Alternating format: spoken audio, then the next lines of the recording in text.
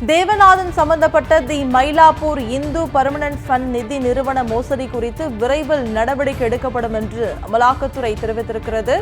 அண்மை செய்தியாக நாம் பார்த்துக் கொண்டிருக்கிறோம். இது தொடர்பான கூடுதல் விவரங்களை செய்தியாளர் ராம்ஜியிடம் கேட்கலாம். வணக்கம் ராம்ஜி, கூடுதல் விவரம் என்ன?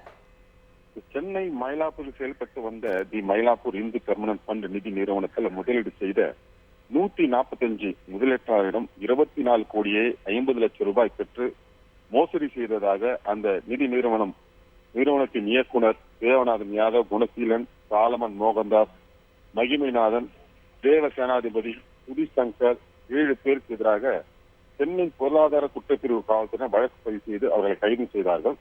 இந்த நிலையில இந்த விவகாரத்துல 300 கோடி ரூபாய் அளவுக்கு மோசடி நடந்துள்ளதால் அமலாக்கத்துறை வழக்கு பதிவு செய்து விசாரணை நடத்த உத்தரவிடக் கோரி முதலீட்டாளர்கள் நலசங்க தலைவர் சதீஷ்குமார் சார்பில் உயர்நீதிமன்றத்தில் மனு தாக்கல் செய்யப்பட்டது.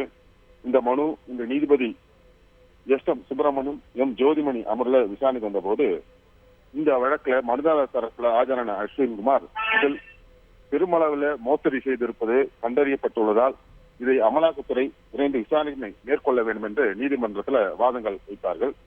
அதன் பிறகு இந்த விசாரணைக்கு ஆஜரான அமலாக்கத்துறை சிறப்பு வழக்கறிஞர் ரமேஷ் இந்த விவகாரம் தொடர்பாக அமலாக்கத்துறை கிடைத்த தகவலின் மூலம் வழக்கு ஆவணங்கள் ஆய்வு செய்யப்பட்டுள்ளதாகவும் விரைவில் அடுத்த கட்ட நடவடிக்கை எடுக்கப்படும் என்று நீதிமன்றத்தை தெரிவித்தார்கள்.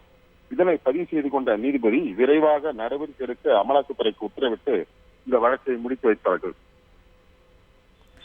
தேவநாதன் சம்பந்தப்பட்ட தி மயிலாப்பூர் இந்து பர்மனன்ட் ஃபண்ட் நிதி நிறுவன மோசடி குறித்து விரைவில் நடவடிக்கை எடுக்கப்படும் என்று அமலாக்கத்துறை தரப்பில் தெரிவிக்கப்பட்டிருக்கிறது. ரூபாய் 300 கோடி அளவுக்கு மோசடி நடந்துள்ளதால் அமலாக்கத்துறை வழக்கு பதிவு செய்து விசாரணை நடத்த உத்தரவிடக் கோரி முதலீட்டாளர்கள் நலச்சங்கம் சார்பில் மனு அளிக்கப்பட்டிருக்கிறது. இது தொடர்பான கூடுதல் விவரங்களை வழங்கியதற்காக நன்றி ராம்ஜி.